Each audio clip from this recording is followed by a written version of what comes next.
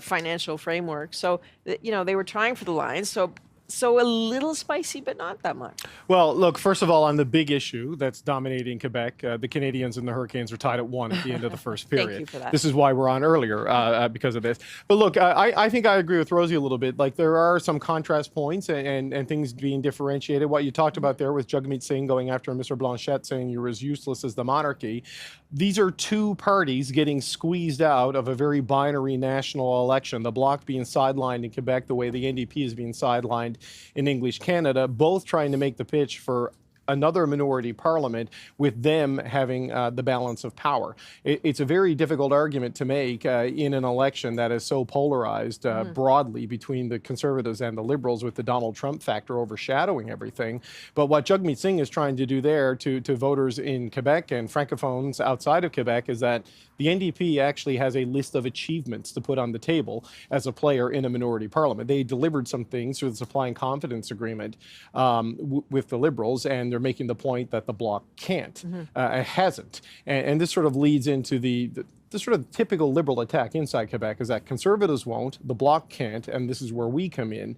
And this is the challenge for Carney in this, in terms of making that argument in his second language, where he, as the front runner, in all the major battlegrounds in this country, is under attack from everybody. I agree with Rosie that Jagmeet Singh sort of was attacking in all directions because he has fights in every direction, right? You know, the red-orange fights in Ontario, the blue-orange and red-orange fights in British Columbia, where they're fighting for party status and trying to hold on to Alexandre Boularice here in Montreal, to maybe get Ruth Ellen Brousseau or Craig Sauvé to join them in the House of Commons as Quebec MPs. He has to fight on every front with the fewest resources and some of the lowest polling numbers, and in a tough political environment. And he's going to use every stage he can use to do it.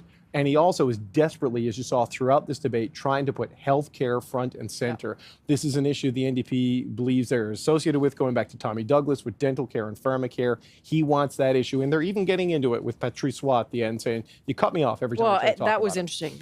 That's where he was especially angry at appearing to be, in his mind, shortchanged on the time, because he was trying. He was by a couple of minutes too, and you saw the tally at the end. He got the least amount of time of everybody. But healthcare wasn't one of the topics, right? And he was clearly not happy with that. And Patrice Watt said, "We will let you talk about it." But that is because Jagmeet Singh is trying to justify why he propped up a Liberal government for so long. That's and the justification is, we got you this program and this program. And if Canadians and Quebecers can't understand that claim, then it becomes very difficult for him to make the argument that anyone should vote for him at all. Which is why he tries to wedge it into every theme. You know, identity. It's fundamentally about healthcare in his